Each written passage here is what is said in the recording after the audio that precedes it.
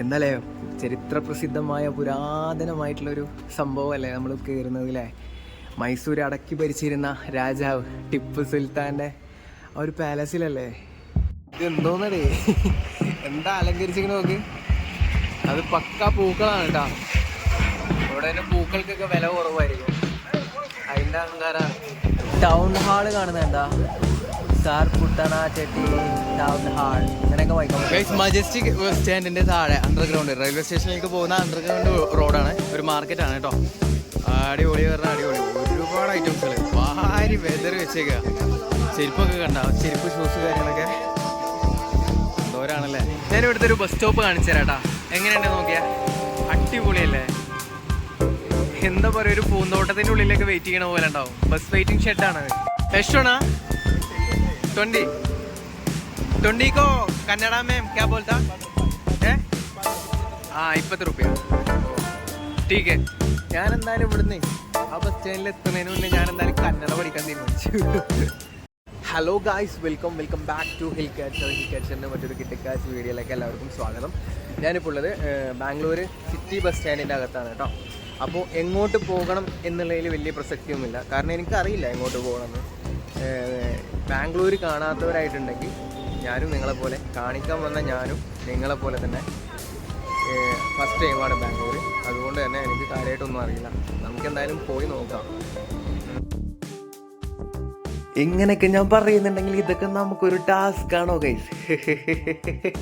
ഇന്ത്യയുടെ സിലിക്കോൺ നഗരം എന്നറിയപ്പെടുന്ന ബാംഗ്ലൂർ IT മേഖലയിലുണ്ടായ മികവോടും കുറച്ചൊക്കെ ഹൈടെക് നഗരമായതുകൊണ്ട് തന്നെ ഇന്ന് ഇന്ത്യയിലെ ഏറ്റവും കൂടുതൽ ആളുകൾ താമസിക്കുന്ന മൂന്നാമത്തെ നഗരം കൂടിയായ ബാംഗ്ലൂർ കർണാടകയുടെ തലസ്ഥാന നഗരം.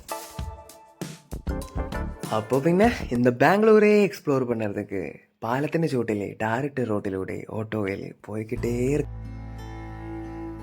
ആദ്യമായിട്ട് നമ്മൾ കാണാൻ പോകുന്നത് ആരിലും അങ്ങനെ കൂടുതലായിട്ട് അറിയപ്പെടാത്ത മെജസ്റ്റിക്കിൽ നിന്നും മൈസൂർ റോഡിലായിട്ട് സ്ഥിതി ചെയ്യുന്ന ടിപ്പു സുൽത്താൻ സമ്മർ പാലസ്.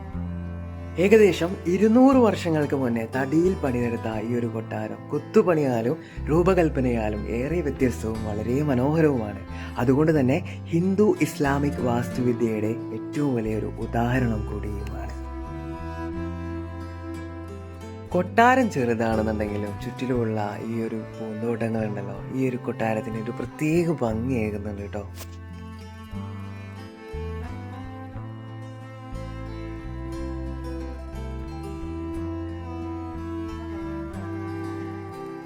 അപ്പോൾ ഗൈസ്, നമ്മളിതിൻ്റെ അകത്തേക്ക് പ്രവേശിക്കാൻ പോവാണ് കേട്ടോ.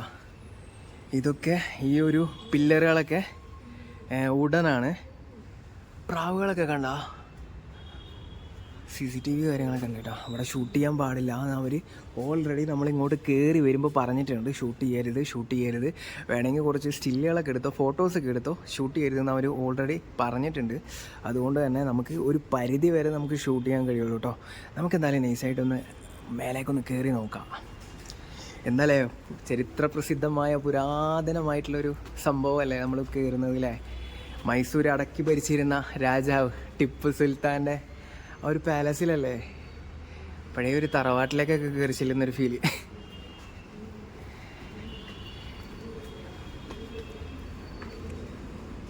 Do not touch damage walls. ചുമരിലൊന്നും തൊടാൻ പാടില്ല, ഒന്നിലും തൊടാൻ പാടില്ല. സത്യം പറഞ്ഞു കഴിഞ്ഞാൽ എന്തോ ഒരു ഫീലിംഗ് വെച്ചാൽ ഇവിടെ ഇപ്പോൾ എന്താ പറയുക, അധികം ആളുകളൊന്നും വരാൻ തുടങ്ങിയിട്ടില്ല. ജസ്റ്റ് ഓപ്പൺ ചെയ്തിട്ടല്ലേ ഉള്ളൂ.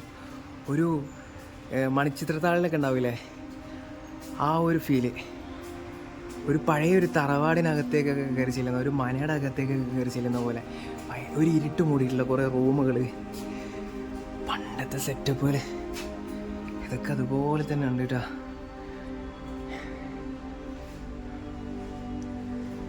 കപ്പോടുകൾ എന്തായാലും ഒരു പ്രത്യേക വൈബാണ് കേട്ടോ. നമ്മൾ മൈസൂർ പാലസിനകത്തേക്ക് കയറിയിട്ടില്ലല്ലോ. ഇത് എക്സിറ്റ് ഇറങ്ങി പോകാനുള്ളൊരു വഴിയാണ്. ഇനി നമുക്ക് കുറച്ചുകൂടെ കാര്യങ്ങൾ കാണാനുണ്ട്.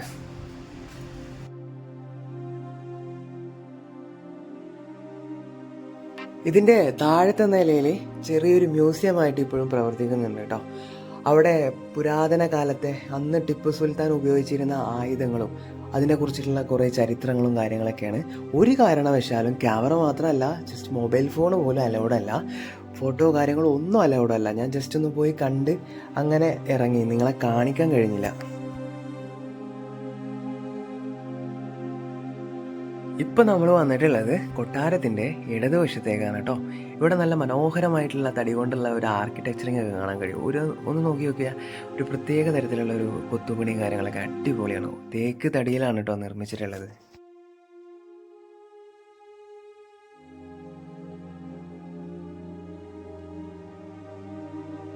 ഗൈസ്, അങ്ങനെ നമ്മൾ ആ ഒരു പാലസിൻ്റെ അകത്തുനിന്ന് ഇറങ്ങിയിട്ടുണ്ട്. ഇനി നമുക്ക് അടുത്ത ടാസ്ക് എന്താണെന്ന് വെച്ച് കഴിഞ്ഞാൽ നമുക്ക് ഇവിടുത്തെ ബസ് സ്റ്റാൻഡിലേക്ക്, അതായത് ഈ റൂട്ടിൽ ബസ്സുകളൊക്കെ ഒരുപാട് പോകുന്നുണ്ട്, പക്ഷേ ബസ് സ്റ്റാൻഡിലേക്ക് ഈ ഒരൊറ്റ ബസ്സും പോകില്ല എന്ന് പറയണത്. ആ ഒരു ജംഗ്ഷനിൽ പോയിട്ട് നിൽക്കേണ്ടി വരുന്നതാണ് തോന്നുന്നത്. അവർ പറഞ്ഞത് അങ്ങനെ മനസ്സിലാവണേ. പിന്നെ ഇവിടെ വേറെ പരിപാടി ഉണ്ട് കേട്ടോ. അതായത് നമുക്ക് ബൈക്ക് എടുക്കുക, ഒരു ആപ്ലിക്കേഷൻ ഉണ്ട്, ബൈക്ക് എടുക്കുക, ഓട്ടോ എടുക്കുക. ചെറിയ രീതിയിലുള്ള വാടക വരുള്ളൂ ഓട്ടോ ഒക്കെ ആണെന്നുണ്ടെങ്കിൽ. അതായത് 100 രൂപയൊക്കെ വാങ്ങുകയാണെന്നുണ്ടെങ്കിൽ നമുക്ക് ചാർജ് വരിക ചിലപ്പോൾ 48, 45, 8 അങ്ങനത്തെ ഒക്കെ റൗണ്ട് ചെയ്യാത്തൊരു കണക്കാണ് കേട്ടോ. ചെറിയ രീതിയിൽ ബൈക്ക് എടുക്കുകയാണെന്നുണ്ടെങ്കിൽ സുഖമാണ്. അത്യാവശ്യം ലോങ് ഒക്കെ ആണെന്നുണ്ടെങ്കിൽ ഒരാൾ നമ്മളെ വരും പിക്ക് ചെയ്യാൻ. ആ ജസ്റ്റ് ആ ആപ്ലിക്കേഷനിൽ കൊടുത്താൽ മതി. അങ്ങനെ ഒരു സെറ്റപ്പ് ഉണ്ട് ഇവിടെ. അത് ഭയങ്കര ഒരു ഹെൽപ്പാണ്. ഞാൻ നടന്ന് ക്ഷീണിച്ചു ഗൈസ്. നമുക്കിനി ഒരു കരിക്ക് കഴിച്ചിട്ട്, കരിക്ക് കുടിച്ചിട്ടാവാം നമുക്ക് അടുത്ത പരിപാടി.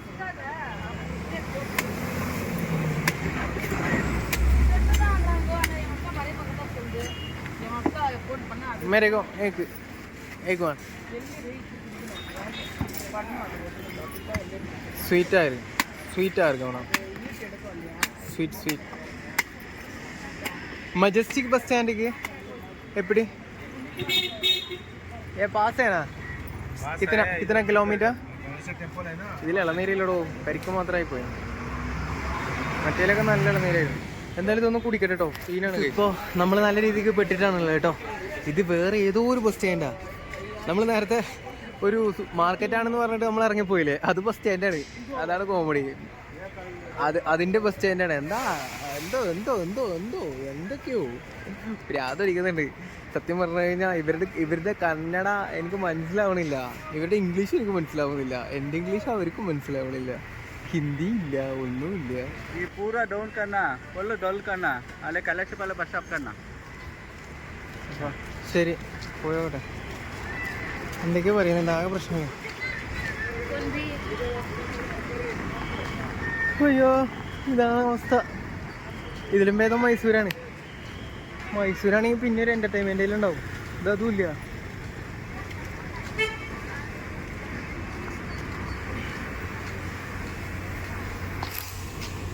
ഗൈസ്, അങ്ങനെ നമുക്ക് ഒരു ബസ് കിട്ടിയിട്ടുണ്ട് കേട്ടോ. ഇവിടുന്ന് ബസ്സിൽ കയറി ആ ഒരു ജംഗ്ഷനിൽ വന്നിട്ട്, വിക്ടോറിയ ഹോസ്പിറ്റൽ ജംഗ്ഷൻ, ഇവിടുന്ന് ജസ്റ്റ് 1/2 കിലോമീറ്റർ ഉള്ളൂ എന്നാണ് പറഞ്ഞത്.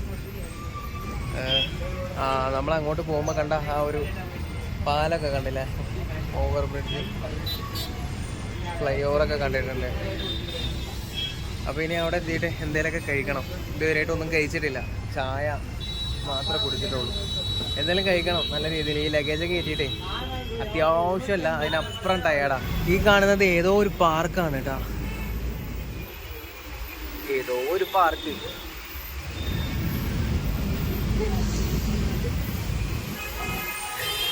ആദ്യമായിട്ട് ഒരാൾ ബാംഗ്ലൂർ വരുമ്പോൾ കാണുന്ന കാഴ്ചകളും, എന്താ പറയുക, അറിയാത്തൊരാൾ ഇവിടെ വരുമ്പോൾ അനുഭവിക്കുന്ന അനുഭൂതികളാണ് ഞാൻ നിങ്ങളിലേക്ക് എത്തിക്കുന്നത്.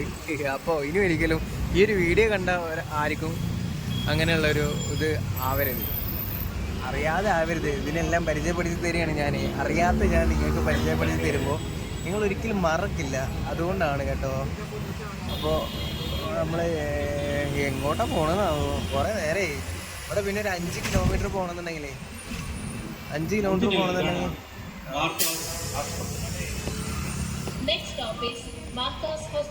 സ്റ്റോപ്പൊക്കെ വിളിച്ചു പറയും ബസ്സിൽ. ഹൈടെക് അത് തമിഴ്നാട്ടിലും അങ്ങനെ തന്നെ പോകും. 7 രൂപ ടിക്കറ്റ് കൊടുത്തിട്ട് പോകണ ബസ്സിൽ പോലും ഇപ്പോൾ സ്റ്റോപ്പൊക്കെ വിളിച്ചു പറയും, അടുത്ത സ്റ്റോപ്പ് ഏതാണ്. അങ്ങനെ ഗൈസ് നമ്മൾ കുറച്ച് കഷ്ടപ്പെട്ടിട്ടാണെന്നുണ്ടെങ്കിൽ നമ്മൾ മജസ്റ്റിക് ബസ് സ്റ്റാൻഡിലേക്ക് എത്തിയിട്ടുണ്ട്. ഇനി ഇവിടുന്ന് ആ ഒരു നമ്പർ ബസ് നമുക്ക് കണ്ടുപിടിക്കണം. അത് അതിലും വലിയ ടാസ്ക് ആയിരിക്കും.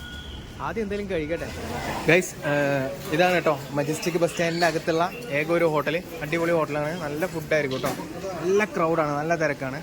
പിന്നെ അവിടെ വേറെ കുറച്ച് കാര്യങ്ങളുണ്ട്. ഇനി ഇവിടുന്ന് ഷൂട്ടിംഗ് എന്നൊക്കെ പറഞ്ഞു കഴിഞ്ഞാൽ കുറച്ച് ടാസ്ക്കാണ്. നമ്മളിവിടെ സീറ്റിൽ പോയിരുന്ന് കഴിഞ്ഞാൽ അവിടുന്ന് ചിലപ്പോൾ ഒന്നും കിട്ടിയെന്ന് വരില്ല. നമ്മളിവിടെയൊക്കെ ടോക്കൺ എടുത്തിട്ട് പിന്നെ കിച്ചണിൽ കൊണ്ടുകൊടുത്തിട്ട് ആ സാധനം വാങ്ങിയിട്ട് നമ്മൾ തന്നെ എവിടെയിലേക്ക് ഇരുന്ന് കഴിക്കണം.